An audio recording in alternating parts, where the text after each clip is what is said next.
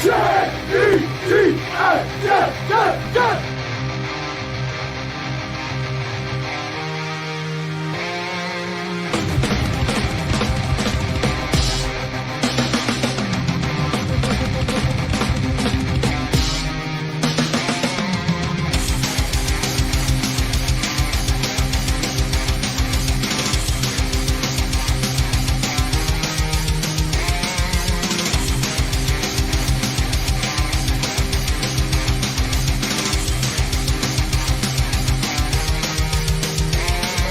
job today, man.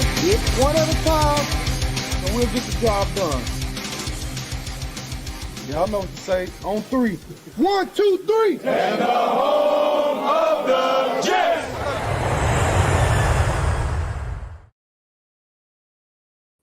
Good evening, everybody. Let's talk Jets on a Monday after a Jets loss to the Ravens, which has created a variety of reactions. Some people are okay with it. Some people are angry. All kinds of different hot takes out there. So before we get started, Bubs, happy Thanksgiving to you and your family, everybody out there, man. I can't believe it's this Thursday already. Yes. Happy Thanksgiving to you as well, Tyson. Happy Thanksgiving to everybody in the chat. It's the holiday season, so that's always great. Looking forward to diving into another Jets loss. What else is new in this 2025 season? But looking forward to it. But you know what it is, though? Like going into the game, the expectations were Baltimore's a team that's desperate. They want to get back into the AFC North race. They want to get in the playoff hunt. They've been rolling. And I'm like, the Jets are probably going to get blown out. That's my opinion. I'm like, the spread was whatever it was, 13.5. I expected that. And the Jets come out, and even though they lost, I think it was, 23-10. The game was interesting. It was much closer than anticipated. The Jets made a couple mistakes that kind of got the game slipped away from them. But I didn't walk away mad. I walked away like, you know what? Competitive loss. So a lot of really good things. They were, they had lesser talent than the Ravens, but I didn't walk away mad, dude. Yeah, it was kind of similar to the Patriots game where much better opponent, much more talented opponent. You're kind of walking into a hornet's nest, expect the worst, expect them to get blown out. And they were able to keep it a game with what they're working with. No real quarterback play. Obviously a lack of weapons for the most part. A couple nice plays, which we'll get into from Mechie and A.D. Mitchell doing some good things. But for the most part, the talent's not there offensively. And then, of course, defensively, you're working with some lack of talent as well. But they're fighting. They're competing in some of these games. They're not getting blown out. They're not getting embarrassed. And that is a positive, which was not the case earlier in the year where they got blown out against the Bills. They got blown out up until that miracle comeback against the Bucs. That was a game the first three quarters where they were getting blown out the building. Yep. And then you had the blowout against the Cowboys as well, which only looks a little bit better because some of the garbage time stuff, some of the garbage time numbers, as we know, they went into this game with a lead at halftime. And some of the killer mistakes, the fumble, things like that continue to hurt them. That's the difference between them being a good team and winning these games and losing these games, which is where they're at right now. But there's definitely some positives to take from it. And I think a lot of people, we said it, I think we both said it last week. I think every Jet fan said it. The Ravens are, even if the Jets were good this season, the Ravens are about the worst opponent possible for the Jets because their ability to run the football with Lamar and Derrick Henry, the Jets have always struggled stopping the run and something they've struggled this season doing. And Lamar's clearly not 100%, but the fact that they were able to remain pretty stout against the run, Derrick Henry under 100 yards, he did have the 2 touchdowns, but other than that, not a big day. And Lamar as well kept him to only 11 rushing yards, I believe, on the day. Overall, they kept Baltimore to under 100 rushing yards. That was a good thing. There were certainly things that you could take away that are good. I mean, the fact that they were in it. Yeah, I mean, and we'll go position by position. Like Tyrod Taylor got the start. I was excited about that. And you saw things out of him that you can't see out of Justin Fields, a competent passing game. Like, and that was, he got in and out of the huddle well. He managed the offense. The play calling to me, we'll get into that too, was kind of suspect at times. But Tyrod can make throws that Justin Fields can't do consistently, which gives you a level of confidence. I think also gives the receivers confidence too, where if they run their route properly, they're going to get the ball. Now, again, they didn't throw for 500 yards, but you saw like more mechanics of a competent NFL offense this week than you did over the last couple of weeks, minus the Bengal game. Yeah, no, you saw some good things. I mean, I think one of the best plays of the day was on the 3rd and 6, I believe it was, delivering that 16-yard strike to A.D. Mitchell. And then he had another pass too to A.D. Mitchell for, I think it was 26 yards, which was one of the longer plays of the day. Yeah. There was certainly some of those pushing the ball a bit more downfield. There was a couple chances that Tyrod took downfield that were a little off. The one he kind of got hit and it felt like just the ball, it was an inaccurate pass downfield to A.D. Mitchell. Maybe if he had a little bit more time, and maybe some others where just the lack of practice and the lack of time on task in a way hurt them. But all in all, like, you saw some good things out of John Mechie. Tyrod was able to get him the football. You saw some good things from A.D. Mitchell. He was able to get him the football. Those are things you want to see. I think the one thing that Tyrod really pissed me off with was the sack before halftime. Yes, because they were right there where it's like, he's like a veteran quarterback, should know that he's trying to fight. The guy has his foot, but I'm like, dude, you're in field goal range there. And that, again, not going to make a huge difference. I'm not like sitting there breaking things, but I'm like, I was like, man, that sack is brutal. Yeah. A couple of things too, where you're like, man, I wish he didn't do that. But you also got to keep in mind too, he's playing with two receivers he just met a week and a half ago. He's got, he's been coming off injury, hasn't been practicing. All of these things coming in. So I'm like, all right, something disappoint you, but I'm like, maybe this is a step of like, all right, you saw it this week. Now you can build on it next week with the Falcons and maybe expand the playbook more, get more with these wide receivers. I know he's been working with Mitchell and Mechie behind the scenes. Like, it's like, it's a lot of newness there, but that sack before halftime, dude, drove me absolutely crazy.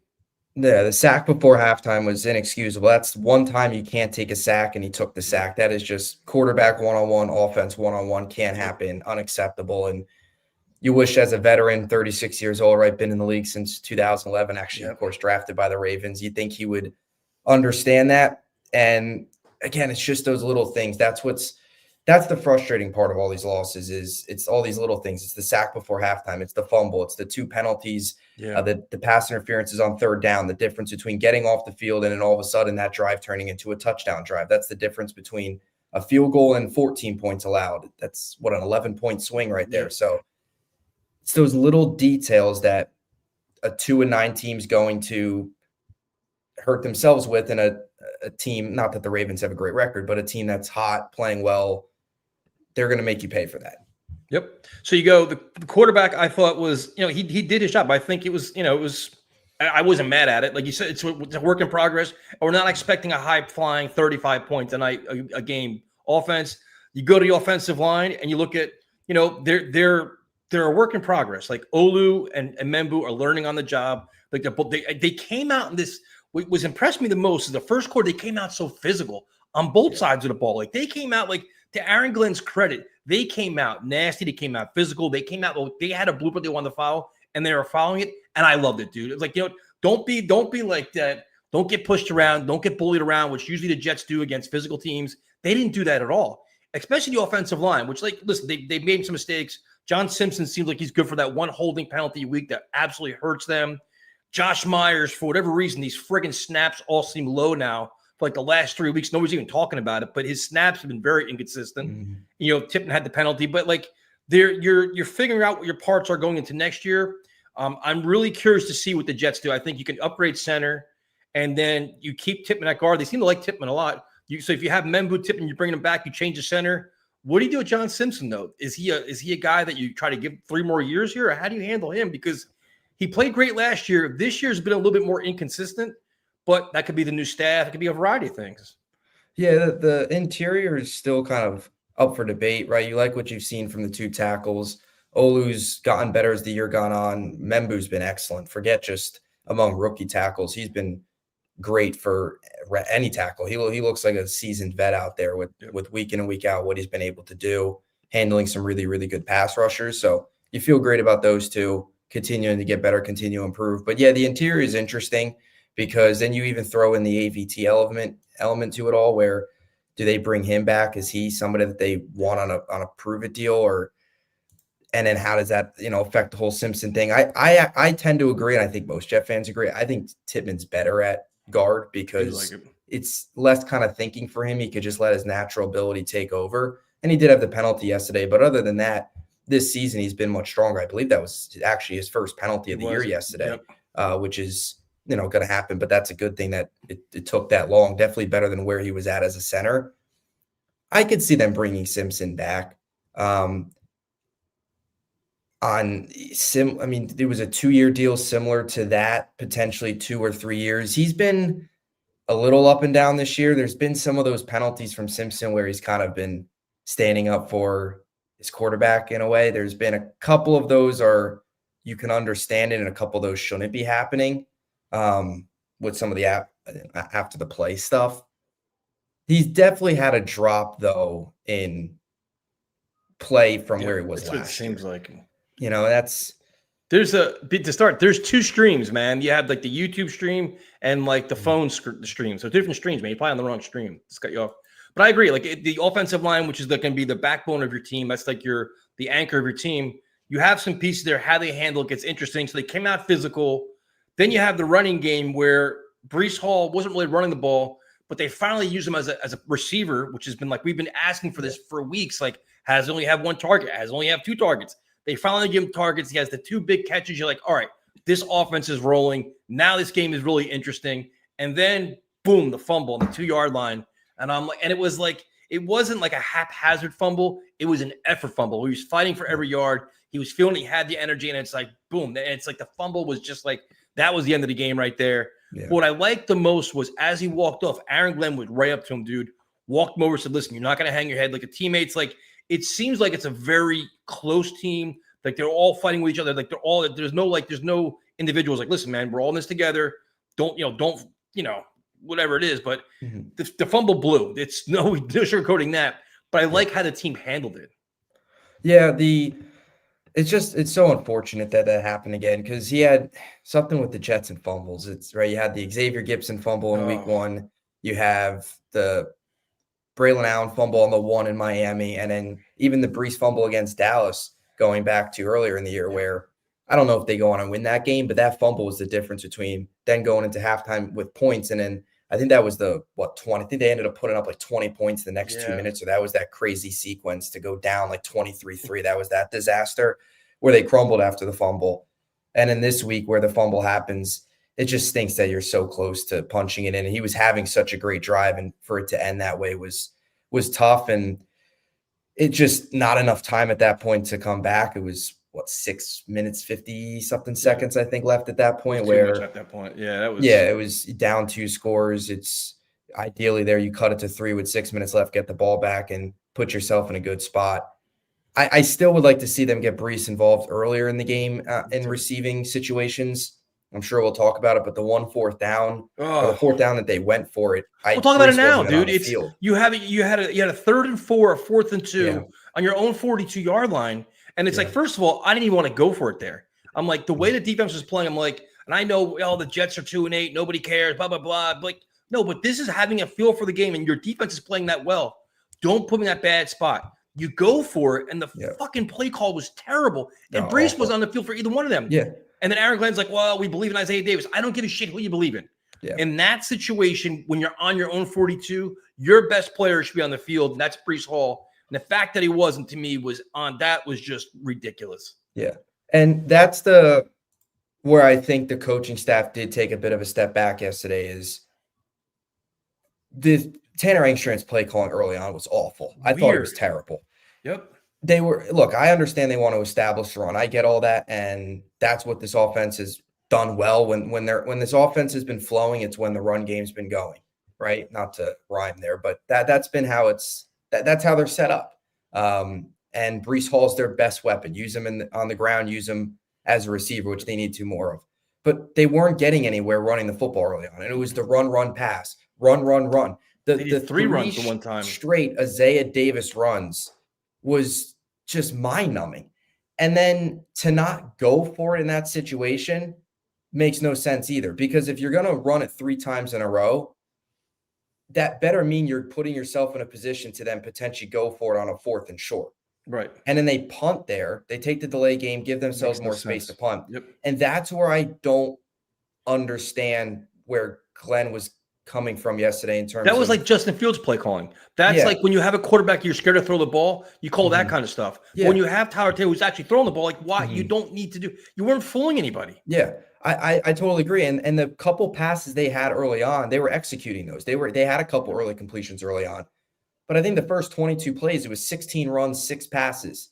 You have to be able to adjust in the game where, okay, run isn't going to be able to set up the pass today. Baltimore's all over it. we got to pass to try and set up the run today. You have more of a capable passer. Engstrand's got to realize that. I totally agree with that.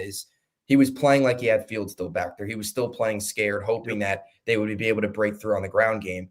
But it was way too predictable. And it was all up the middle, like vanilla concepts. There was no trickery, no counter, none of that. It was running Isaiah Davis up the middle 3 times is unacceptable. And then to Glenn, the bone I have to pick with him is, if you're not going to go for it on that 4th down, fine. If you're going to play conservative today, fine.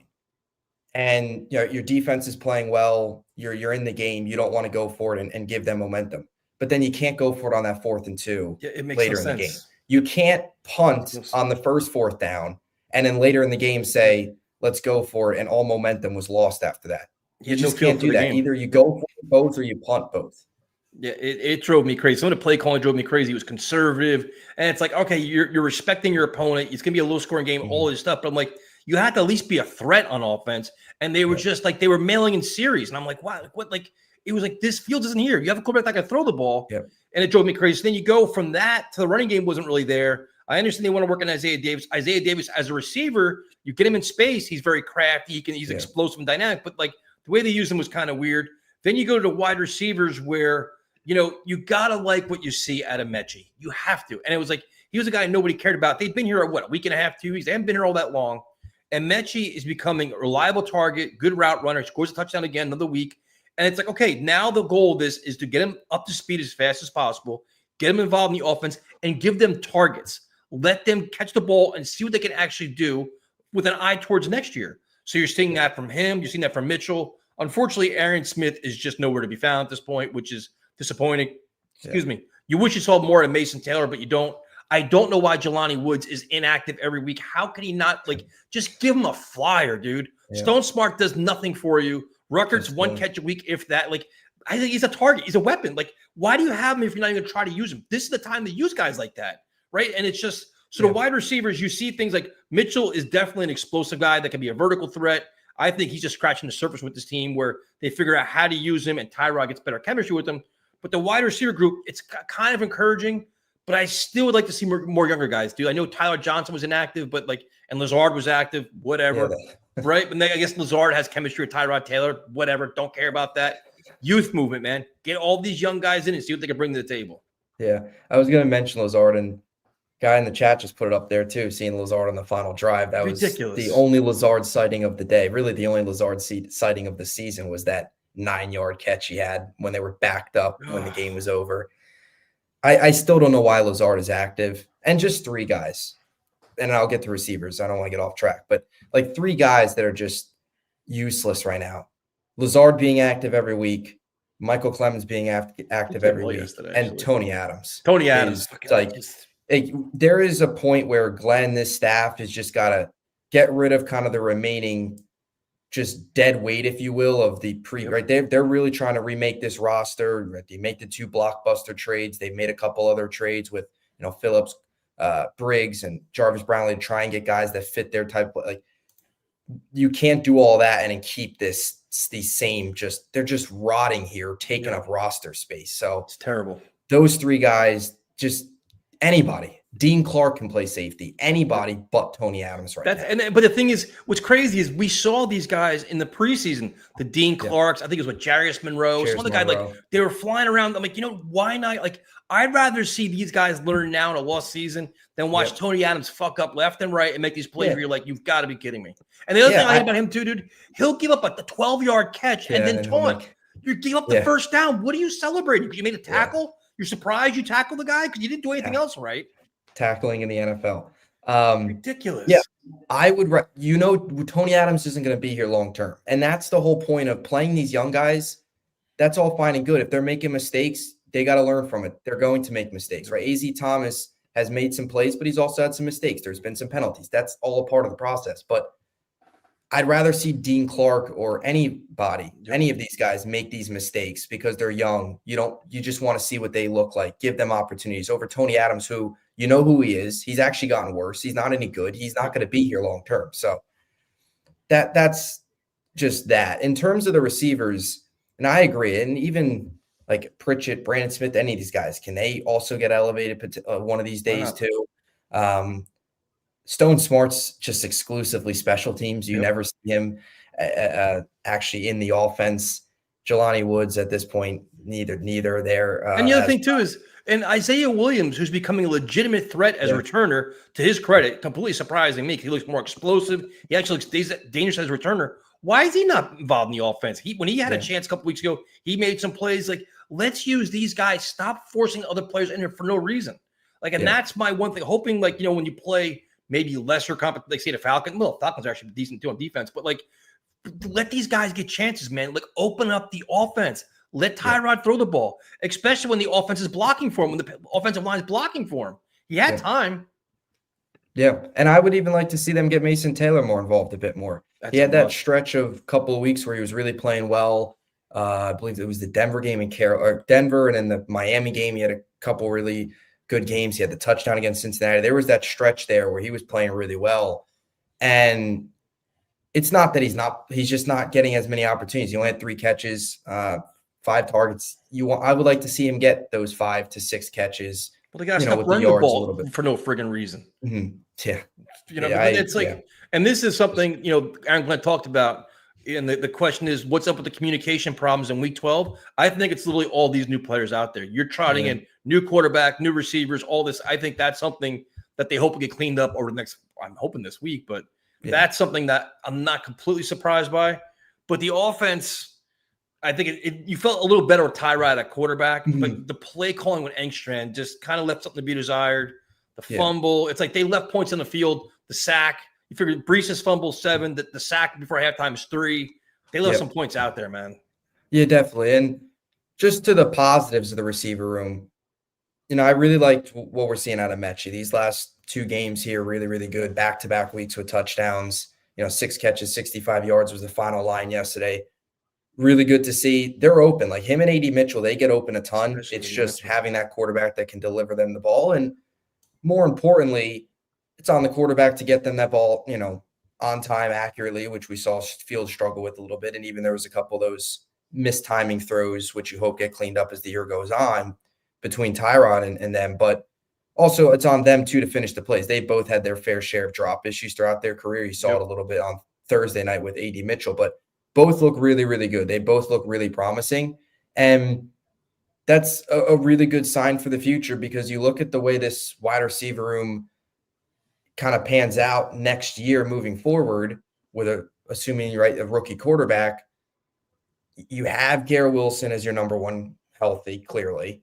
And then let's say you draft Carnell Tate as your 2. Can John Mechie then be your 3?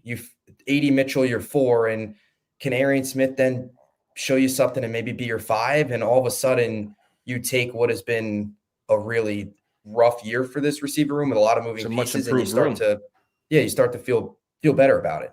So no, and that's what you want. Guys like, playing well is huge. No, and it's a credit to Muji. You look at Muji's trades he's made; they've all actually been pretty good. Like the guys he's brought in, you got Briggs, you got Briggs, you got Harrison Phillips, then you got Mechie, you get Mitchell. So offensively, they left some plays in the field, disappointed.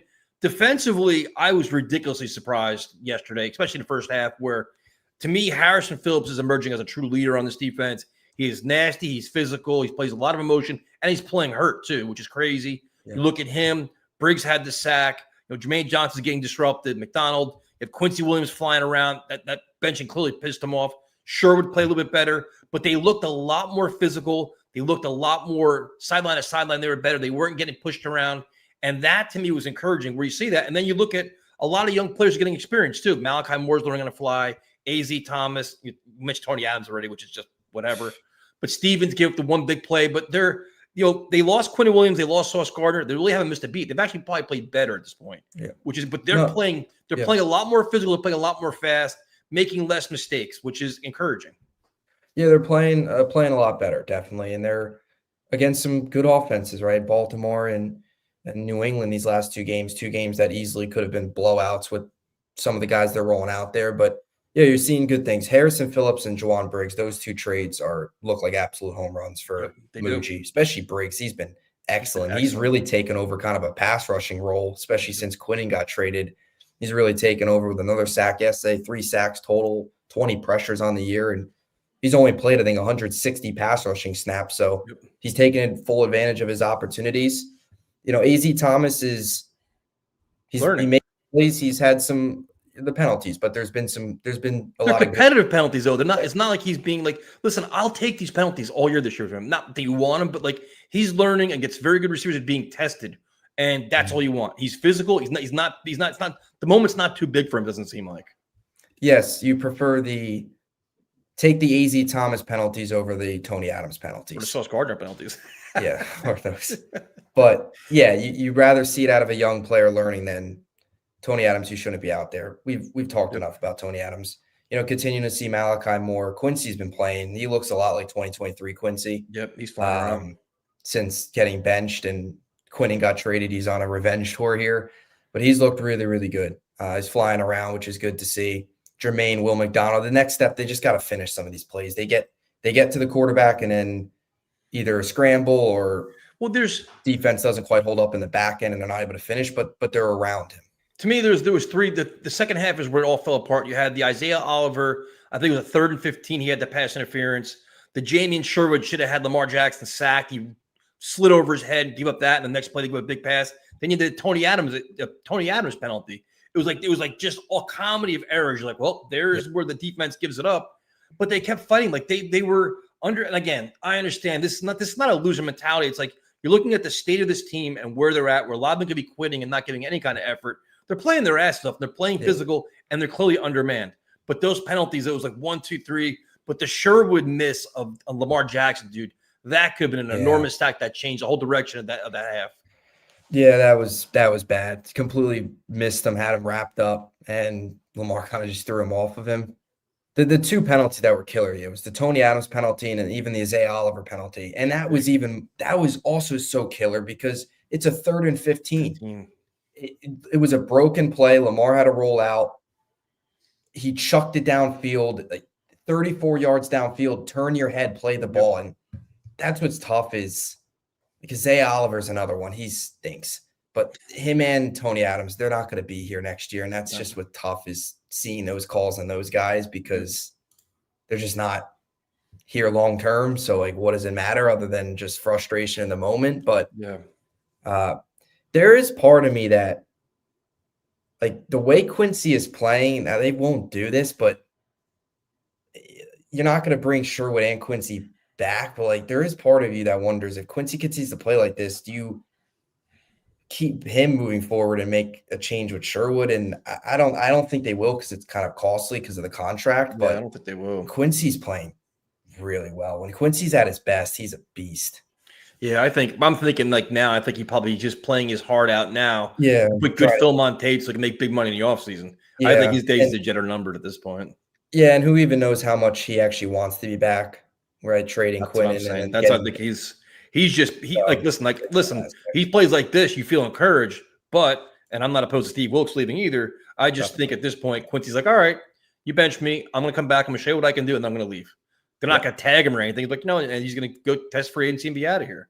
Yep. So but again, the defense is it's like, I don't like Steve Wilks. I wouldn't be mind if he gets fired at the end of the season. You just move on to somebody different. But they did compete yesterday. They played the last couple of weeks. They play a lot much better on defense, a lot more sound tackling, a lot more physical. Again, it's amazing they have no interceptions. I don't know how that's humanly possible at this point. And it's funny because, in your back of your mind, you want the Jets to lose for draft position. But as the game's going on, I'm like, you want to win the game so bad. I'm like, what a great win that would be for this young team trying to figure things out. I'm like, can we please get a turnover? Anything. Just create something. And then you have Brees fumbles, and I'm like, well, there's that.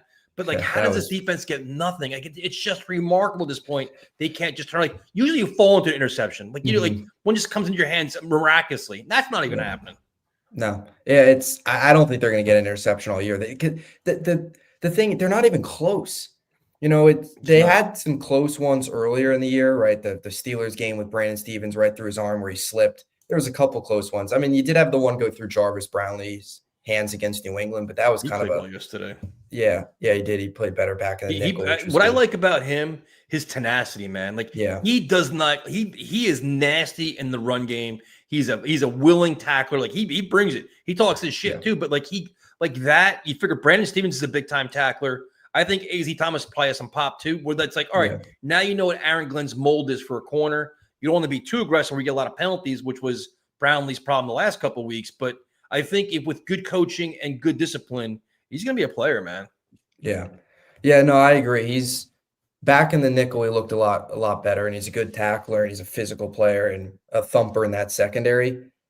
But it's crazy. The interceptions, it's crazy the numbers when you dive into how, I don't even want to say unlucky because they're not even close to getting interceptions. But this interception drought is something that is historic. It's hard to do. Like, it's really hard to do what they're doing right now.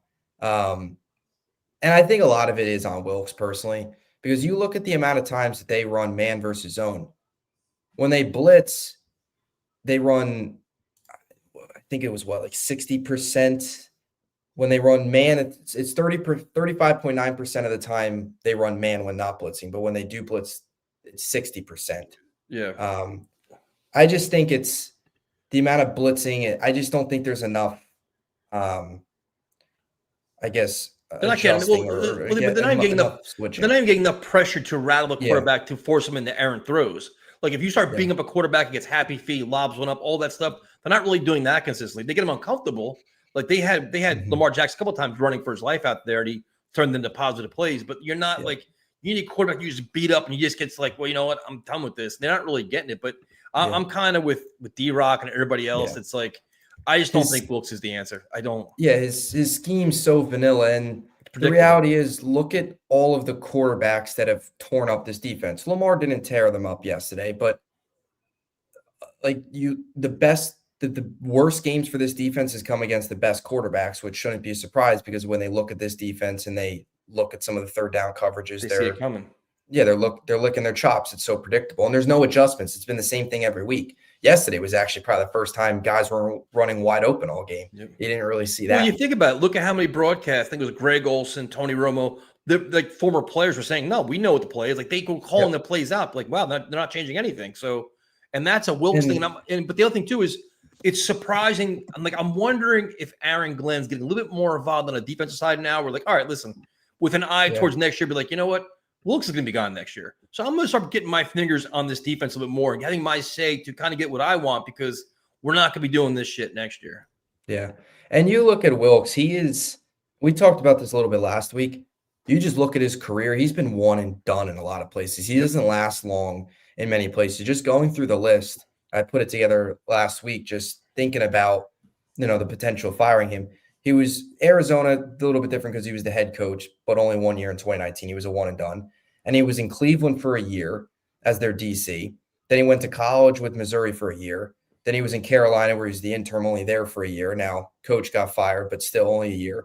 And in San Fran for a year. Yep. And then he was with Charlotte last year. He was out of the NFL. And now with the Jets, should be a year. He doesn't stay in places very long. And being out of the NFL says a lot in a league that always regurgitates coordinators all across the NFL. Even if you're like a linebacker coach for a year, then become a coordinator. So Wilkes is definitely the answer. But the one thing I will say is that Banjo, special teams has been legit, dude. Banjo has done a phenomenal job with the returners. I mean, Folk is having like a Pro Bowl year. Yeah. The punter's been ridiculous. But Isaiah Williams, even the gunners are nasty. Like they're playing a different brand of football on special teams, which we always gave Brant Boyer lasted how many freaking coaches here? He's been here forever.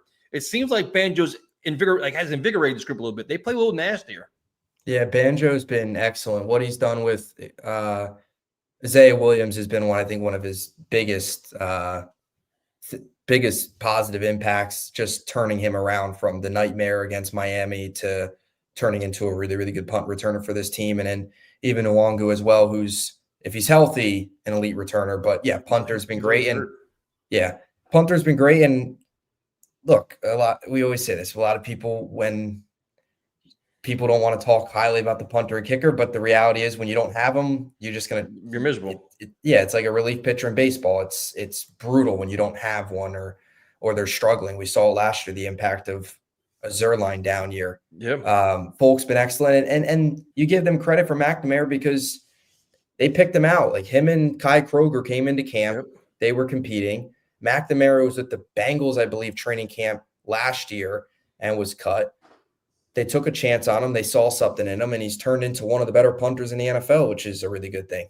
Yes, Yeah. the Xavier Gibson fumble. That's the only mistake they made, was letting him on the roster week 1. Yeah, no. So overall, it's a loss. It's a disappointing loss. You never want to lose games. But to me, I didn't walk away angry or mad, like, oh, same old Jets, Aaron Glenn this. I'm like, didn't like the 4th and 2 play. Didn't like it at all. The sack before half, the penalties, the fumble. Like, there's things they made enough mistakes to lose the game. But they also gave you some nuggets of like, all right, there's some building blocks here. You're seeing they're not quitting. They're playing hard for the coach. You're seeing young players make plays, which is exactly what you want. And you want to see more of that. So I'm like, all right, it's a loss. Good for the tank. And I'm like, wasn't mad today, dude. Like, I was like, all right, this was a competitive loss. Like, you're cool. Like, whatever. Yeah, no, there was the most frustrating point was just the way they hurt themselves. And you want to see that cleaned up. But at this point in the season, you're not expecting them to win these games. I mean, half the fan base is rooting for losses. Yep. It's just try and find some of these positives, some of these young guys, wide receivers, these guys step up, play well, and look for the future and look for answers at this point in the year to try and solve this thing moving into 26. If you want to look for answers, I have the guy right here on hiatus. This is part of the problem right here. This is the problem. It's like we're trying to find answers. We're trying to find answers, and you're on hiatus. There is no off-season hiatus last time. There is no break. We don't take breaks here. We're always finding answers every day. You're running this show. But then why are you on hiatus? You quit. Hi, Armand. You're part of the problem. How you doing, Bubs? You're part of the problem. How's school going? Good? Yeah, it's going good. He's trying to change the subject. I'm not playing that game. I'm You're on cordial. Hiatus. It's called being cordial. Why? Not attacking your guests that come on. I don't care about my guests. If you're going to say you're on hiatus, it's this is part of the problem. You're like the solid. You're part of the solid regime right now. We got to change your mindset. We've got to change your culture. Solid might get another coach. Why don't you go get a drink while I talk to Bubs? So when you watched the game yesterday, did you find yourself getting angry or disappointed, or you're like, you know what, they played competitive? I was looking to see how these guys, some of these guys play, and I agree with him, with Bubs, with Mechie and Mitchell. They were open. They were getting open. The scheme is there. They're getting open. Yep. But there was that one play where Tyrod almost got intercepted because he just lofted the ball. They had to zip that in there. Guy was there. Why Brees wasn't in those plays on the in the final? I don't know. I get it. Sometimes I wonder. It's in the back of my mind. Is he doing it intentionally so he knows he'll guarantee the loss? Is he tanking? Purposely. Giving some effort but doing a play here, and tanking just to have him see even more cap space to benefit. Yeah, we got enough. I wish we had Braylon Allen here, because then you could say, listen, we wanted to get Braylon out. Like Isaiah Davis just is. He's not ready. He needs. No. He's your third running back. He's the third running back. He should be in a different situation. Third down we should back, pass to him. Yeah. Exactly. Yeah, pass or screen to him, because he's very fast on that one. Yep. But you're going up to the line. It's a decision I don't know they make sometimes. Sometimes I know they want to focus on the run a lot, but you just don't have the tools there. But at least we're seeing pieces stepping up. AZ Thomas looked good. Yep. The ends are looking good, right? The tackles. Harrison Phillips is doing good. Phillips, Briggs. Yeah. Briggs been good. He's been fantastic. Why are they moving McDonald around in the line and upsetting the offensive line is beyond me. They're just leaving him. When they were moving him around, he was getting in there, Yep. So that that's on the defensive scheme.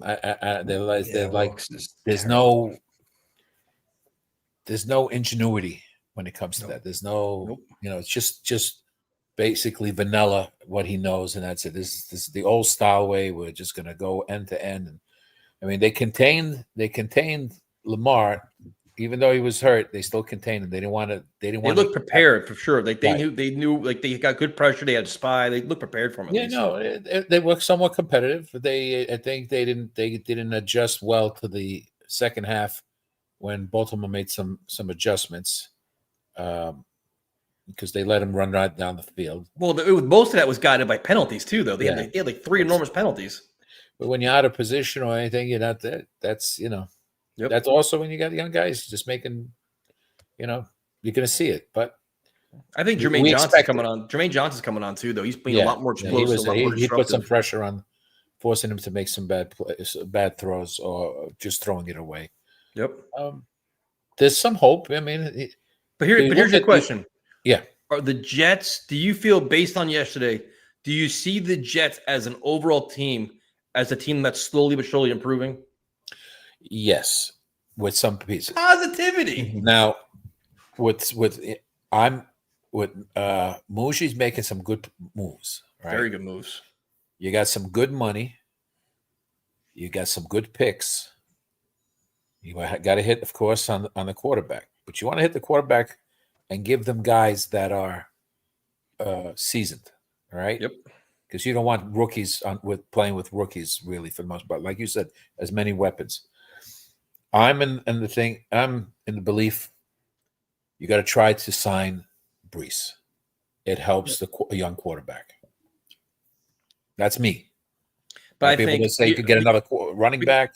Yeah, but he's going to say, I don't want to be signed. I want to test free agency. Well, that's fine, but you make an effort. Tag him.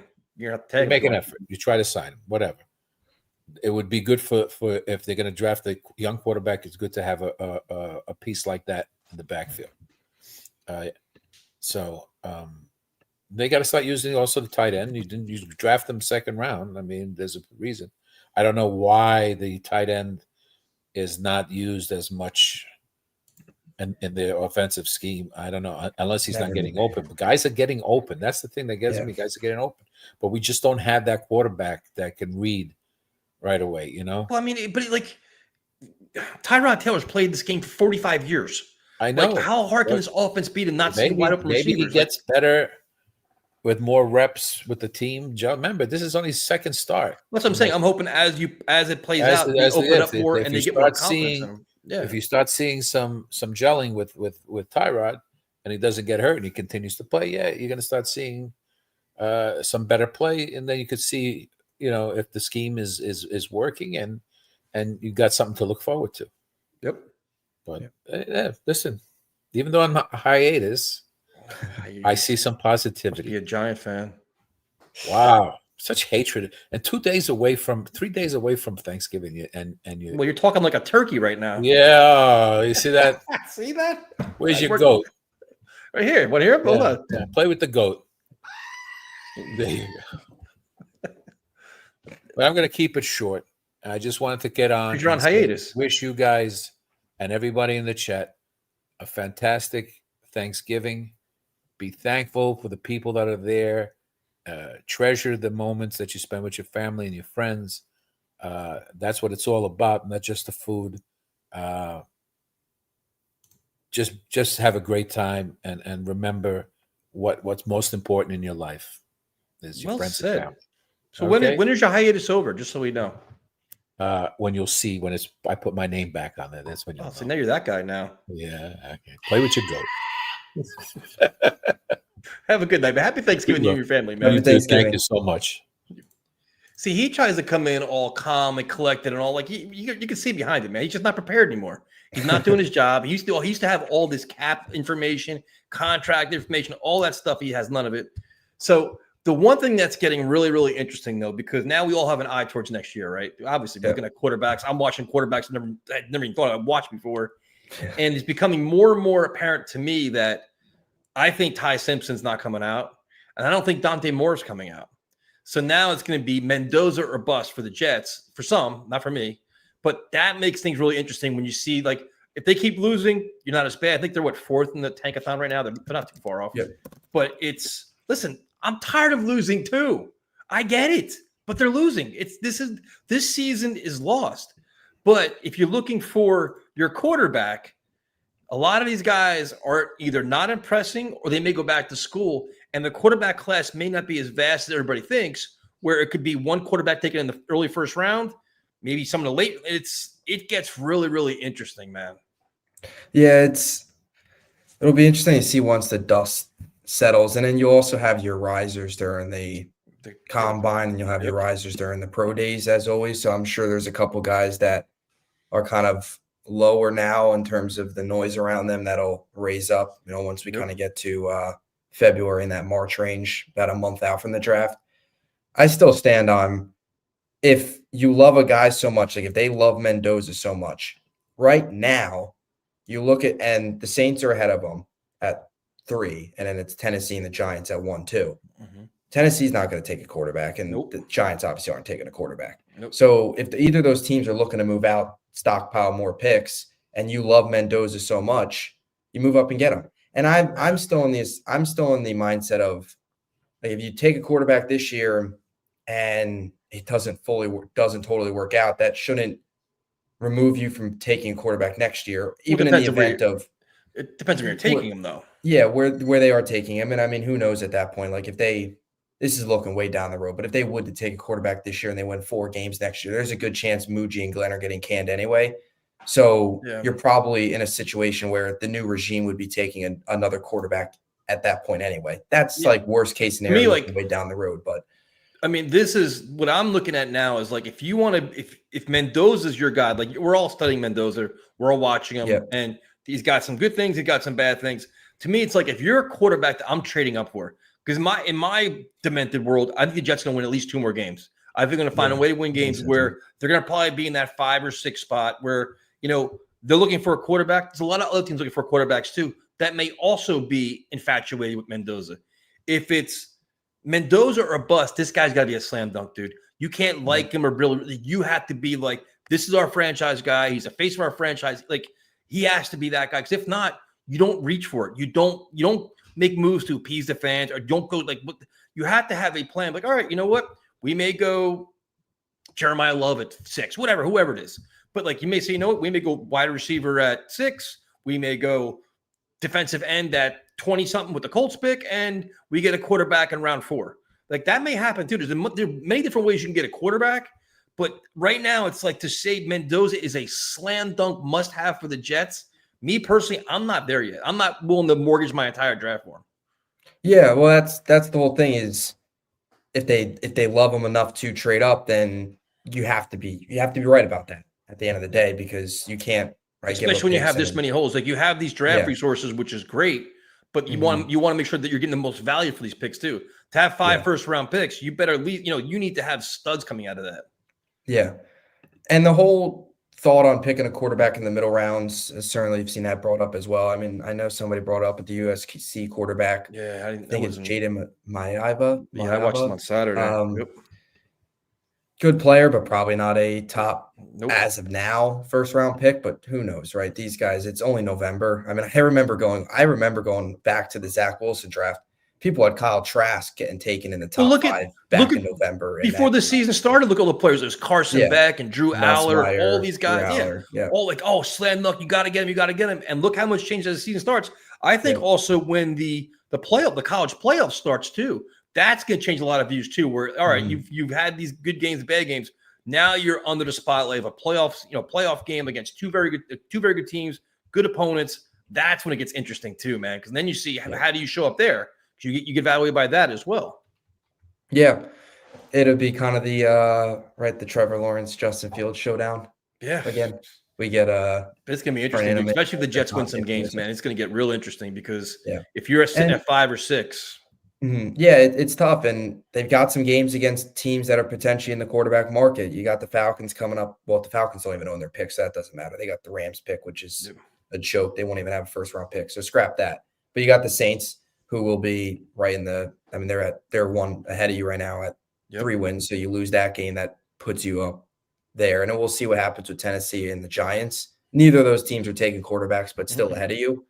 So it's – and even some of these other teams, like behind the Jets, Raiders, who could look to trade up. There's a couple quarterback-needy teams. There's a couple teams that are going to – even the Cardinals. See what happens with the Cardinals. Yeah. They're getting rid of Kyler. He's not coming back. Yeah. Raiders. Yep. I would throw the Browns in there, but I guess they're going to give Shador a chance here moving forward. Might as well. So we'll see. But Browns will be more decided, I think, at the end of the year. So they're kind of 50-50, I would say now, depending on what they get out of Shador the rest of the way. Maybe they're probably more of the team of maybe drafting a quarterback in the middle rounds to pair with Shador potentially. Yep. So it'll be interesting, but that's the whole tricky part of the draft is like this year's draft, everybody loved it. It was loaded. That's the risk of then punting towards next year's draft. And that's the whole thing is if you don't love a guy, then you don't want to reach. But then if you do wait, the class to say next year's draft, then it's 2028's the year. We've this is now 2 years in a row we're doing this where last year it was 2026. Now it's 2027. Then what, 2027, 2028? You know, you only have so much time here and they've got a ton of picks. They gotta hit on them, or else they're gone in a year. Nick Club Wrestling Happy Hour. Hey, what's up, guys? What's up, man? What the hell is a Club Wrestling Happy Hour? So it's me and my wife. So I'm Nick. She's Nicole. So it's a Nick Club. So yeah. Well, if you're a wrestling fan, you'd get it's like a New Japan. It's like an inside joke on wrestling. Oh. If you're a wrestling guy. How you doing, man? What are your thoughts on the game yesterday? I thought they were going to, honestly, I thought they would win the game. I really had a feeling. Hold on, let me change my background. His screen is wild, dude. It's like yeah, dude, I'll help you. Drowning. Yeah. He's like sinking. He's coming back. The words over. There you go. There you go. No, I honestly thought that they might win yesterday's game just because they had the extra 2-3 days to prepare, and Lamar. That's the type of game that the Jets win because of the fact that Lamar. I don't think Lamar's a good passer at all. So it's the type of game he's coming back from an injury, like he's rusty. They could absolutely steal that game. So to me, there was points in the game. I really want to root for Aaron Glenn because I really think Aaron Glenn's going to be the guy. And I can't, like, he's made so many poor decisions, and it's so like disturbing. Like it's like tragically bad that I'd be like, who are you? Like, because for however many 20 years in coaching, like he should really understand some of the most basic time management situations that I'm like really baffled that he's making these decisions on. Yeah, I mean the 4th and 2 yesterday pissed me off. Like some of it's just like some of it's like, all right, first time head coach, he's learning. Some things it's just like having a feel for the game, understanding what's going on. He doesn't have. It's just it's yeah, Bubs. Yeah, no, I just don't like, and there was that stretch in the Cincy game and even Cleveland. Did they go for it against Cleveland? I forget off the top of my head, but even the Cincy game specifically, you can't be half and half in terms of aggressive, not aggressive. You either got to be aggressive or you're not aggressive. Like you can't take a delay game punt and then later in the game in a worse spot on 4th and 2, not have your best player out there, number 1 in Breece Hall, and then say we're going for it. Yeah. Like that's just stupid. And I think he's gotten better with the 4-minute stuff, right? He says 4 minutes of the first half, 4 minutes at the end of the game belong to the coach. Before this, earlier in the year, that was awful. Whether it was Carolina, whether it was Denver, those 2-minute drills to end the half were terrible. The Dallas before halftime, they collapsed. That was really concerning. They've been better with that. They haven't had these, these first half collapses or these awful end of half drives. But the aggressiveness, it's pick a side, either be aggressive or you're not aggressive. You lean towards more the conservative. It's so 50-50. I don't like that. To me, it's the timing. Like he's just lost. Yeah, the timing is too. The timing is so bizarre. Like I get like Dan Campbell's like against the grain in some extent. Dan Campbell's approach in the Eagle game was ridiculous. It literally that was stupid. But also like the thing is like he's 3 years into his tenure. Like you have different talent, and I get that. So you have to also coach differently to the talent that you have. Yeah. And you have such young talent and like a veteran stopgap quarterback who's not going to throw any he's not going to throw any dimes. Like Tyrod's not going to throw 30-yard bombs to anybody. So like the situation and the play calls is very bizarre to me. And like, that's what's really concerning. I feel like the situational game management would be much better. And that's really so concerning to me with Garrett Glenn. Because I feel like 20 years in coaching, whatever it is, like studying everything, Parcells, Disciple, like everything else, he hasn't learned shit. But it's, Yeah. it's interesting. Like the one thing you wonder about is not having like a veteran on the offensive side of the ball to help the coaching staff out. Like you have Engstrand's new, Hyden's new, all these guys are inexperienced guys where it's like, you wish you had that prominent offensive voice to kind of give him guidance. I think Steve Wilkes is giving him guidance. Steve Wilkes is not good at his job. So it's like he's exactly.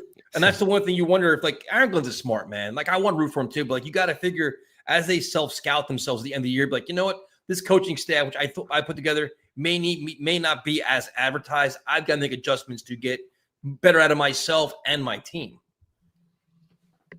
Yeah. Oh no, just to add, sorry not to cut you off, but No. that's kind of what Dan Campbell did when you look back on Detroit, right? He made adjustments after year one. He got rid of Anthony Lynn and moved on to Ben Johnson. That's what you have to do now with Wilkes. You have to make that change and make a change offensively. We talked about it all. They should have did this in the offseason. I don't know why they went into it with no real – I mean, Scott Turner has play calling experience, but that's it. Like you need a Todd Haley, somebody like that with head coaching Even North Turner, experience. get North Turner to overlook this. Yeah. He's like somebody, anybody. Yeah. Yeah, they have to adjust. The Banjo's good. Engstrand yesterday was a bad day, but he's shown more good, I would say, than bad. Yeah, but here's a question. But here's a question to both of you though. It's like Engstrand showed some good, some bad. Some play calling yesterday was I just thought made no sense. At what point do we feel comfortable with him to say, okay, here is your Fernando Mendoza. Yeah. Go groom the quarterback Right. and make him great. I don't have that confidence whatsoever right now at all. He could be a decent play caller and creative, but is he going to groom a young quarterback? No. Yeah, that's the benefit of adding a veteran to the staff, but also you hope that the guys running wide open, ideally a rookie, if you get the right rookie quarterback, can find the guys wide open. Well, it's a mix with Engstrand's very. Look at Caleb Williams. Like Ben Johnson comes in there. I don't think Caleb Williams is any good. I think he's absolute dog shit. I think he's going to end up being a big bust in the NFL. And yeah, but it's coaching, because if you put him in the right, look at Geno Smith.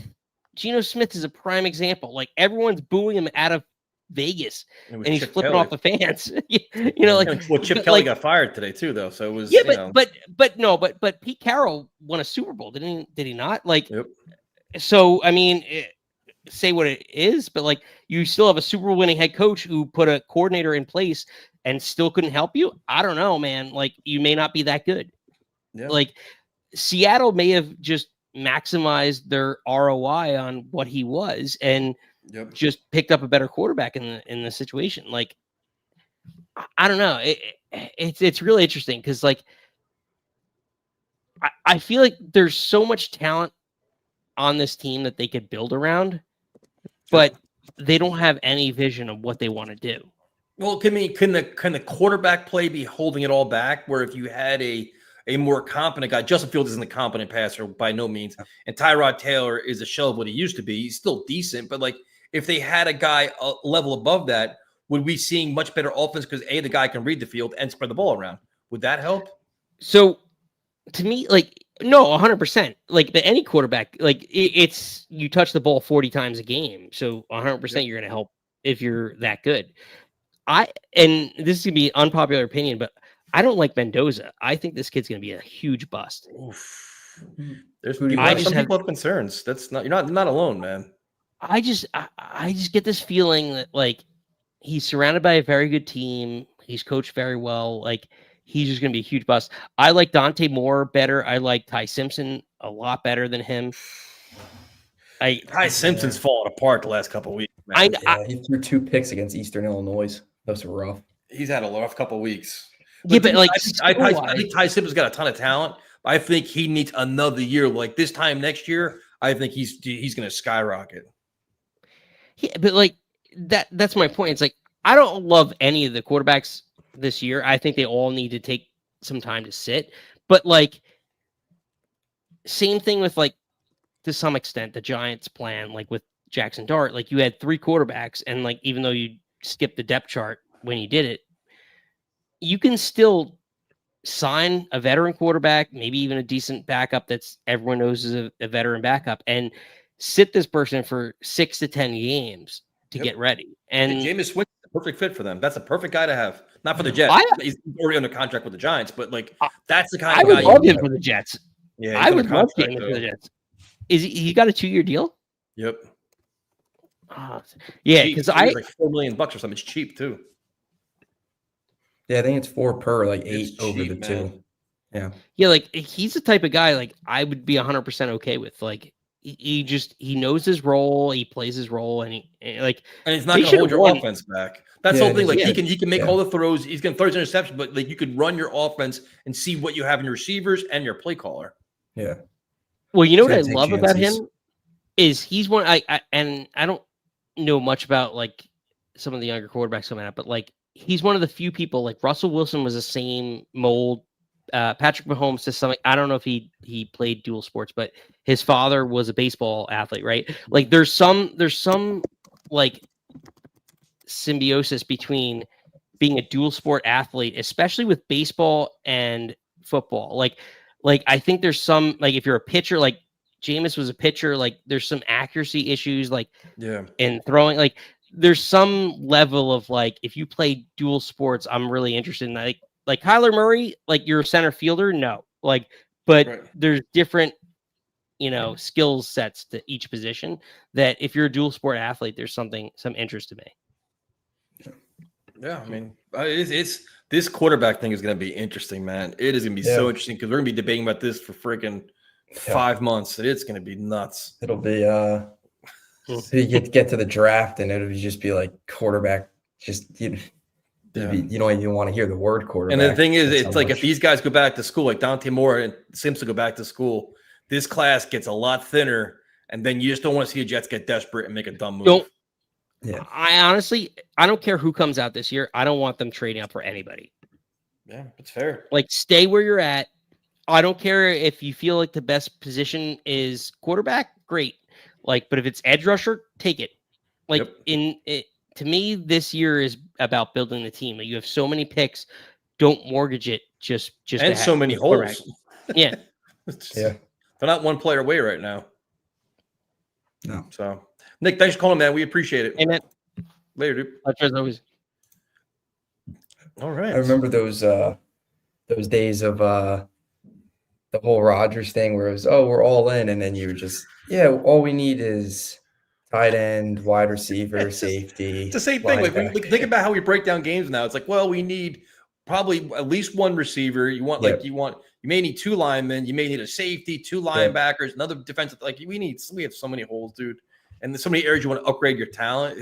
And they have the picks to do it and the cap space to do it. And Muji has shown that he's more than willing to trade. So they can go down a lot of avenues to try and fill this thing out here over the next really 2 years with these 5 draft picks and cap what the space. Jets can't do. And what are they now? 2-9? What's their record? 2-9? 2-9, yeah. So the Jets have played 11 games and no interceptions, and the Panthers have 2 in the first half. It's just, come on, man. You just can't make it up, man. It is crazy. It's hard to do what they're doing. What's up, man? Hey, you got light back in your house. Sorry, guys. Yeah, I turned the light on. I decided, trying to save money, it just doesn't work well for a screen. So coming out of this game, it's been interesting. Did a lot of thinking about it. I didn't come out angry. I came out kind of like I wish it had been more fun because honestly, it wasn't that much fun.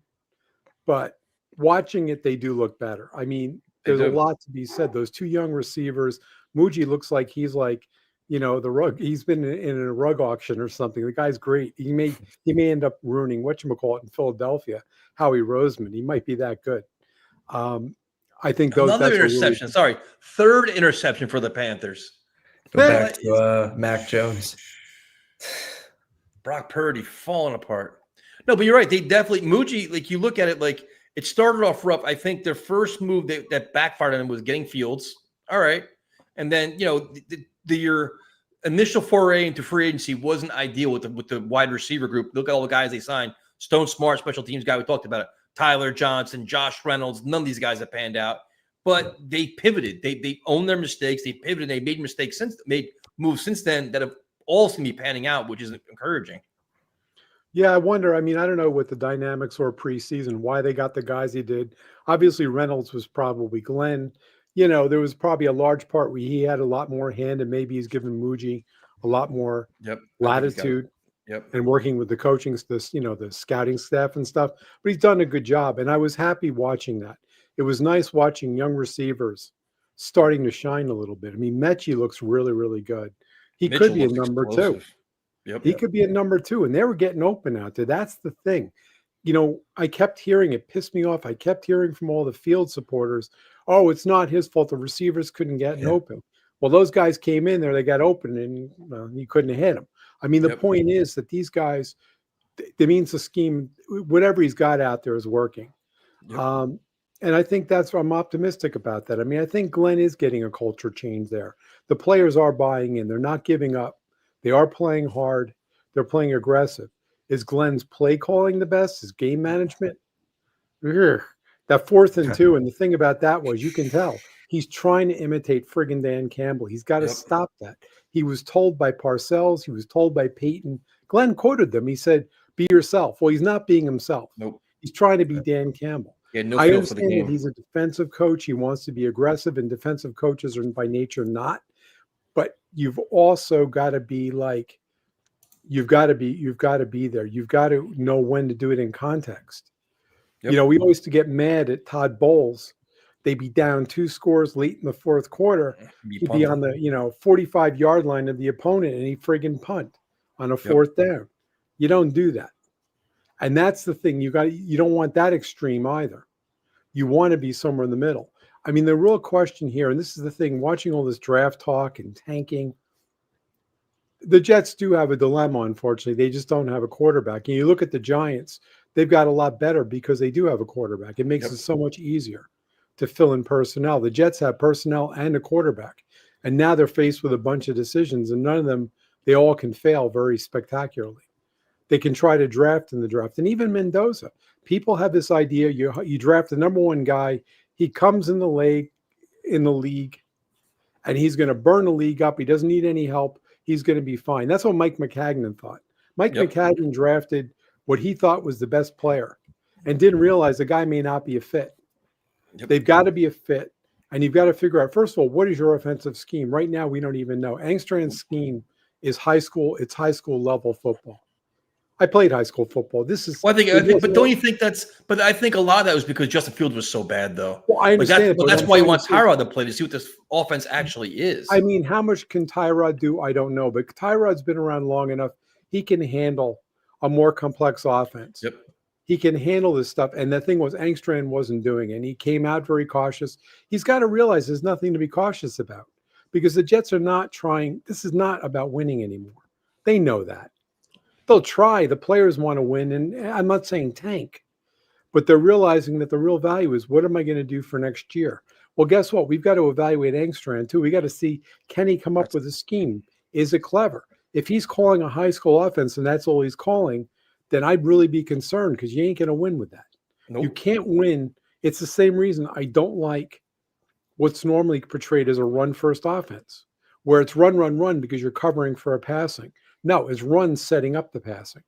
And if you don't have that, so here comes the question, what do you do about a quarterback? We can say next year, they can't have a bad year next year. Glenn can't take a mulligan next year and say, you know what, Detroit took 4 years. They've got to be better. Yeah, but I can dispute that though. What's a bad year? Like 3 or 4 wins? A bad year would be, right. I'm going to say, let's say 4 wins. If they come in next year, they should be at the level that they can win 7 or 8 games and be competitive in those. Like we talked about this year. Everybody talked about that for this year. It's a transition year. We'll win 7 or 8. We'll be competitive, but we're not going to win because we don't have a quarterback. We don't necessarily have a quarterback. That turned into shit. Okay, fine. So for next year, though, they've got to show significant improvement. And the thing is, this is now Glenn's team. He can't sit back and say it's all Joe Douglas's fault. Yeah.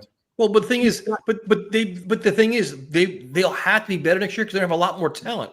You're gonna have a ton of cap space and a ton of quality draft picks. So Yeah, well, that's the other thing. I mean, the influx of talent should result in wins. Well, that's the other thing. Yeah, but you know what? You're assuming, and you can't win without talent. Don't get me wrong.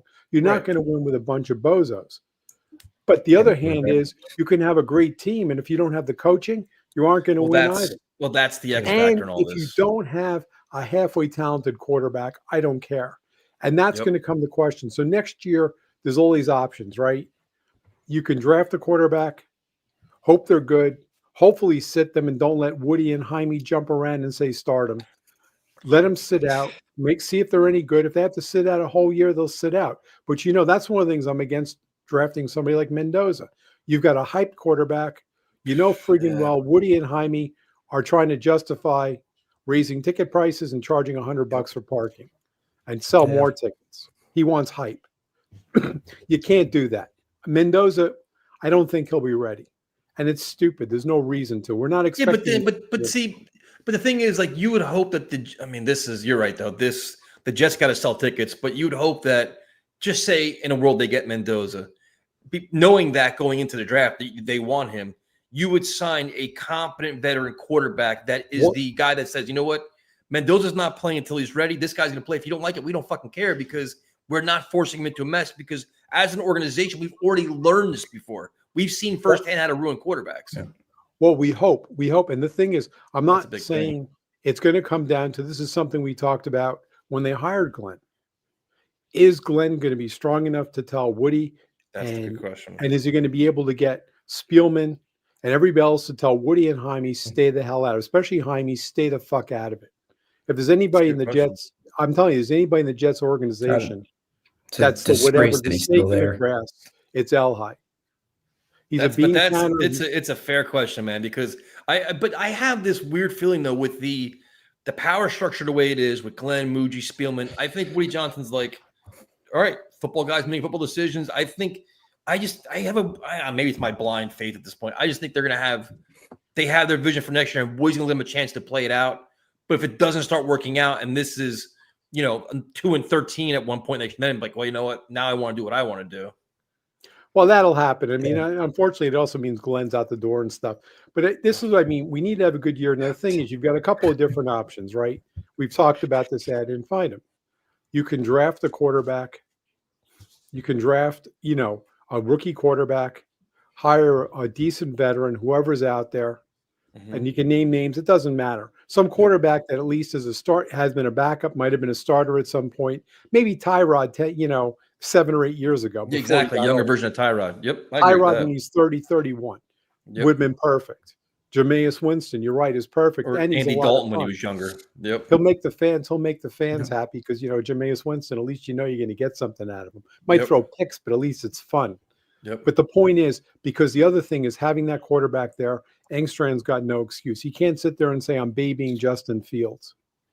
So that's a possibility. There's the possibility that you get a veteran quarterback. And then if you're thinking that 27 is better, I mean, obviously 27 is supposed to be stuffed with quarterbacks. Right now, it looks like there's going to be a hell of a lot out there. Manning may be better. I wouldn't get him, but Manning is probably going to be a lot better. Better now. You've got, he is. He looked like a beast. You've got Simpson.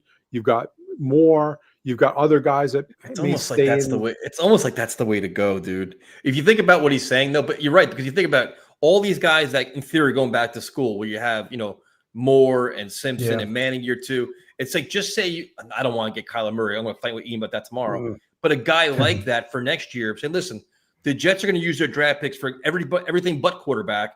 Take a flyer on a 4th round pick, but use that high value assets for your receiver, your pass rusher, all that shit. And then say, you know what, 2027, we already have a veteran here that the kid can learn from. And then it's not the worst. There's a lot of there's a lot of pieces to that. But if you can find the right veteran, then you can have somebody that gives you enough of performance that, as long as the coaching's halfway decent, which is a question because you're also testing out Engstrand at that point. Who the hell's that veteran? Well, that's going to be the question. I mean, I don't know. It's really going to depend who's out there. And of course, Kyler Murray may be out there, but I wouldn't touch him with, honestly, want him. I wouldn't touch him with a 10-foot Yeah. pole. Because the other thing might be Glenn might think, for example, he's our quarterback of the future because Glenn loves running quarterbacks apparently. And he's like, so he gets Kyle I mean, Murray. Who, Glenn's fastest way to win is bringing a veteran quarterback. That's his fastest way to win because it's like, all right, there's no learning curve, there's no rookie shit. It's like, all right, just say you're going to see Kirk Cousins this weekend. assuming they're good enough. I mean, again, assuming they're good enough. Murray That's has the thing. Murray to give him a whatever is like, yeah, there's something there. He's athletic and stuff, but he threw a lot of picks. He's got a reputation. He may not be good for the clubhouse because he's Nope. got a reputation. Not known for his work ethic. Not knowing that's a lot, and Glenn ain't going to go for that. And So he's the hurt point all the is, time. it Yeah, may he's not hurt make too. sense. But the problem is the veterans that are out there are mostly going to be backups. You just don't get a good veteran. The Goff thing with whatchamacallit. Well, my dream is that this Philadelphia circus keeps getting bigger and bigger, and they trade Jalen Hurts. Then I'm down. The Philadelphia Eagles are a mess right now. Yeah, they are. There's a mess going on there. Supposedly, Lurie isn't happy with them. I mean, I don't know. But I'd the take him point in a is, heartbeat. Hurts as a quarterback. Hurts has. I wish I could his complain downsides. about an 8-3 team. Yeah, and won the Super Bowl. They won what 2 Super Bowls in the last 8 years, 7 years, whatever it is. Made They it made to it in the 3. Super Bowl. Yeah. The thing Give is, me you that have problem. if you have the right team around him. I am not a fan of run first teams, but yes, it can work. And Philadelphia also, in all fairness, though, had the perfect team for that because They got great you had a defense, lights too. out defense, you had a lights out offensive line, which they don't have this year. You had great receivers, so when you needed to throw, you had it. Hurts is good enough; he can They got a throw. good tight People end, are saying too. he can't. He's not Justin Fields. Hurts can read a defense and stuff. I saw him do it. He's not that bad. Oh, he's light years ahead of Justin Fields. He's a good quarterback. Yes, he can run, but he also can throw the ball. So yeah, he would not. If you could get him, it would be a no-brainer. If you could get him, as long as you're not, totally mortgaging your future with everything, you got to give. But every hold fourth on, round pick. but Bubs, how much would you give up to get Jalen Hurts? It'd have to be a first. I do 2 firsts. I would do 2 firsts. I wouldn't You'd give a probably shit. have to give up a first for a this year, maybe proven a quarterback, first 2 next year. firsts, I would do probably that in a this year, heartbeat. next year. Because look at Yeah, these names well, we're talking about now. We're talking about Marcus Mariota, Gardner Minshew, Trey Lance. What are we doing with Trey Lance? There's three former Jets sitting out there: Zach What are we Wilson, Flacco, doing? and Rodgers. Trey Lance. Well, Rodgers is not going to be. Rodgers is gone. Rodgers Oh is no, hurt. I'm just playing around. I'm just kidding. But yeah, no, it'd be funny if we did. I mean, and Wilson, come on. I mean, the point is that there's nobody. Mariota has. Mike White. Yeah, we might He's as the well best start. quarterback we've had since the one Fitzpatrick year. Yeah, I mean, the point is that it's not an easy choice. This is why the quarterback is so friggin' important. It'd be great if we already had it because that makes things a lot easier. When teams have a quarterback, the Titans are garbage, but they supposedly have a quarterback. He probably is. I've heard people say, well, he can maybe get Lawrence. Come on, why? The guy's done. He's not. Oh, I mean, Trevor Lawrence isn't done, dude. He's so young. He's not. Yeah, but wait a minute. He's been in the league 5 years, right? Yeah, but hold on. He Yeah, still but he's hasn't young, shown. though. He was supposed to be a generational talent. So what? It didn't work out, but then he goes somewhere else. He can be rejuvenated. I'm not. Hold on. Yeah, How but long this? he's been through multiple coaches. Yeah, Urban Meyer was a He's got complete Liam Cohen. He's disaster. got Liam Cohen down there. Was supposed to be one of the better offensive coordinators. The guy helped Baker Mayfield find himself. But Lawrence had- he would had you Doug want from Peterson Trevor down Lawrence? Personally, I don't like Trevor Lawrence. You don't like Trevor Lawrence either? No, I don't I think think he's that- He's 26 He's- years old. Yeah, but he's age just doesn't mean so anything. average. Like he can get you to 9. Like I don't think you're not. If you're gonna trade for a quarterback like a Trevor or a Hurts, he's got to be your answer. I don't think Trevor's your answer. I think Trevor's best for being a 1 year. I don't think he's very good actually at all, and he hasn't really gotten better with Liam Cohen, which has been a kind of a surprise. I'm Little not bit, sure just Cohen's going to want to keep him between either, and Baker. that's going to be a question if Cohen Bo wants Nix to is, dump him. hold on. Bo Nix has been struggling this year too. What are we talking he's about? not- Oh, here? they're both. Yeah, they're both. I mean, the point is, we look at the quarterbacks. Who's it going to be? And the only way you could get a Trevor Lawrence, and I'm going to use a hypothetical, you'd have to have you'd have to have like an offensive coordinator who really, really knows how to build a young quarterback. Engstrand ain't it. If you've got somebody that's been a wizard, you got somebody in there that knows how to do it, who thinks it goes to Glenn and says, hey, this kid's really got it. And we can get him, we can get a flyer on him because Cohen doesn't want him, right? What do you do? What's this, Bud? You even sniffing laughing gas again? No, no, the it's chat's just- just funny as yeah, shit. Or are you just Michael looking at the Penix. people are coming up with? Yeah. Yeah, let's Yeah, get Michael Joe Namath in there. We're You know, just- I mean, We're just the we're point at, is that here's the thing, and I don't want to run on too long. I'm already running too long. But basically, with this whole team, it's going to be, first of all, with Glenn, the other half of it is the coaching. And Yep. my take right now is Engstrand, somebody asked me, I said, I don't hate him, I don't love him. I Yep. haven't seen enough from him. I think there's potential there, but we haven't seen anything with his play calling. He was crippled by Fields. He's got Tyrod out there. He's got to open it up. He's got young guys that are now learning the system because we just got them with Mitchell and Mechie. Let them out there, open it up, start doing something, guys. Show us what you can do because we need that. You can't have a pedestrian offensive coordinator. And I if you agree. want proof of that, take a look what the hell's happened in New England. Every friggin' analyst is telling me New England's not going to last. They're going to fall apart. They're not that good. On They're paper, they're rolling. not really, but they also happen to have one of the best friggin' OCs in the history of the game. Yep. He was a terrible head coach, but McDaniels is one of the best. And look what he's done with Drake May. Drake May is not right now He's an playing elite great quarterback. football. He's a good quarterback. He may be elite. He's not yet, but McDaniels is sure as hell giving him every opportunity to win. And that's the difference. I don't know if Engstrand can do it. And the thing well, I about mean, Glenn there's a significant difference level of experience too. But we had a couple other calls we gotta get on, man. Thanks for calling Well- in. We appreciate it. you got it. Later, dude. Have a good one. No, and that's he made some really good points, man. And that Yeah. I mean, but to compare Josh McDaniels to Engstrand is ridiculous. McDaniels is a Hall of Fame. You know, he's not a Hall of Fame, but he's won Yeah. Super Bowls as a coordinator. It's And I still want to see Engstrand with a better quarterback. Like I'm not gonna quite give up on him yet. Wilkes he stinks. I mean, I think we all probably gave up on him maybe after week 1. well, V-Man already But, mentioned yeah, Mendoza last night, so he's Yes. already started. It's for this chat. We're digging like at the depths of like Now we're- bedrock for We quarterbacks. have a right Marcus now. Mariota campaign in the Yeah, chat we got right now. Josh which is Dobbs wild, mentioned from dude. Random Holy Man. Tommy DeVito. Yep, Jesus Anthony Christ. Richardson, which AD Mitchell would probably walk out the door if that happened. Joe Milton, I wouldn't mind. I wanted Joe Milton before that, so I Bazooka wouldn't Joe. mind that at all. He'd be exciting, but His arm is exciting. what's up, Lane? How you doing, man? Oh, hey. How you doing? Doing great, man. How you doing? Tyson, Wrench, How's it and going? Bubba. First time calling in. Yeah, I mean, yeah, I like what the last caller was talking about. Yeah, like, how do you feel about, like, Cam Newton? Do you think maybe we should get him? Or Cam get Newton? Nate? Cam, Yeah, no. Why Cam Newton? why? Well, because he could be good. He was on the Carolina Panthers. Or, like, I don't know about Wilkes. I think he's over with it. I think he's overrated and but yeah, I mean, going into like the Jets just don't have it.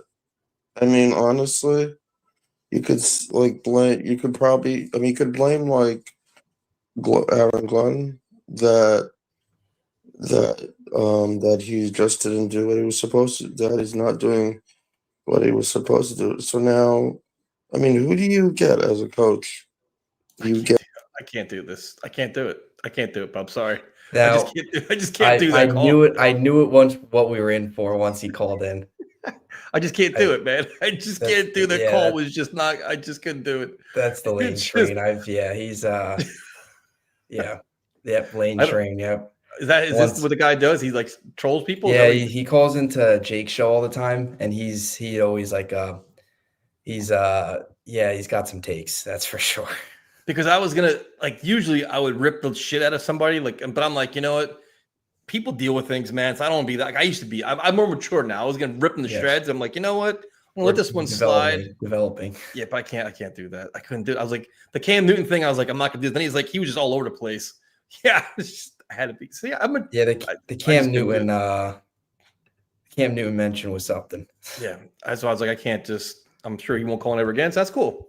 So we're going to go to our cleanup hitter, an hour and a half somehow, this show, talking about, I couldn't do it, Armand, because you know what? You guys used to make me feel bad when somebody like Who is the guy that used to call in? He's on Jake Show all the time now. And he would say some weird shit. I'd go off on him. And then the next day I get all these messages being like, you're so mean. You're a bully. He'd always call in. There was a closet in the background. What the hell was his name? I'm not sure. Shit. It's he used to get so like, oh, I forgot what the hell his name was. He calls him Jake Show all the time now. The Batman. No, it was like Charles. Charles. That's Yes. who it was. Yeah, Disaster just wrote it in the chat. Yeah. Oh, that what it was? Yeah, that's Or Charles. That's Disaster exactly who it was. WK5JD. Yep. Yeah. Because one day I just Yes, lost him. I Charles. couldn't take any more of his shit. And that was the end of that. Jay Klein just got mad because I ripped his a couple of his takes. Yep. Charles Gorman. That's who it was. Yeah. Yeah. So Yeah, I remember Charles. yeah, I don't be mean anymore. I'm maturing now. I'm less angry. But those days were so I didn't want to rip this guy, and all of a sudden he has some kind of going on. I don't want to feel guilty and bad about it. So Yeah, I wasn't sure where we were headed once we heard the Cam Newton take. yeah. And then you worry about them saying some wild outlandish shit because I don't feel like having to editing anything out. And so we're more mature now. And I'm just, if this was after a bad Jets loss, if it was like something we're really pissed off about, like we were like 5 weeks ago, I probably would have destroyed that guy. But this is, Just- yeah, just let him roll. I did that. I do that still. It's just, times are tough these days. All right, we'll bring in our cleanup hitter. What's up, Good. man? Guys, how are We're doing great, man. We're doing good like How's it Sam going? Darnold. except the game I was at They lost. where he threw 4 interceptions. You guys won them back? But you know what it was? He wanted to give you an experience of being a Jet fan. That's what he wanted to let you see how it is, like firsthand. Oh, nice. It sucks, doesn't it? Okay. See, Jose, what you saw that one game, we saw for the last 10 years. All right. And I'm still seeing you with this defense. And And you have JSN too, man. what? JSN, your friggin' receivers are gonna break records. Yeah. Repeat that. I didn't hear you. Your JSN, your receiver is gonna break records. Oh, yes. He's like, oh yeah, it's no big deal. Like fucking, we can't get a receiver to get 100 yards receiving. He's got guys breaking receivers, breaking records over there. You last time I was on here, you asked if I like Sam Darnold, and I told you no. I like JSN. I wish we had a high flying offense, Bubs. Wouldn't that be nice? Yeah.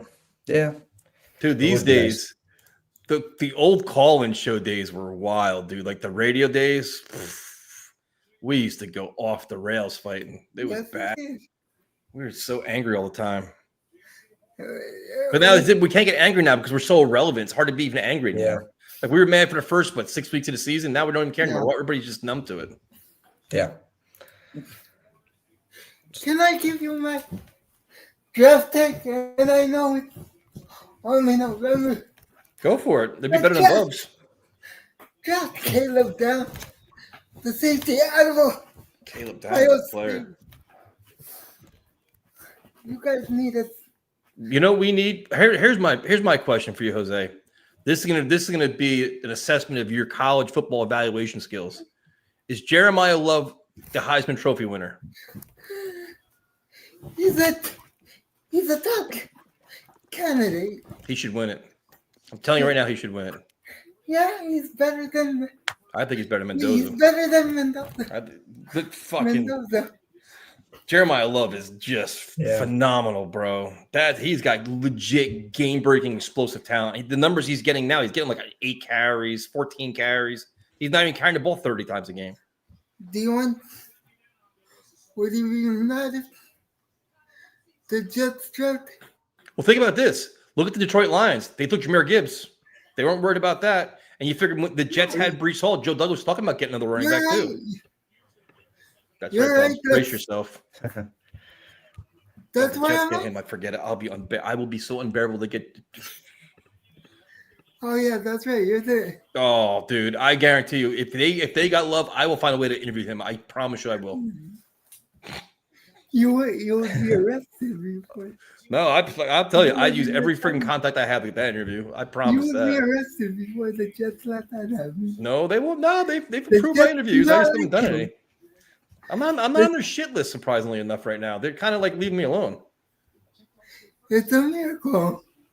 That's because they played competent football for the last month. I haven't done nothing to fucking go off the rails about. Yeah. So, Nice. well, Bubs, what do you think about Jeremiah Love as a Heisman Trophy winner?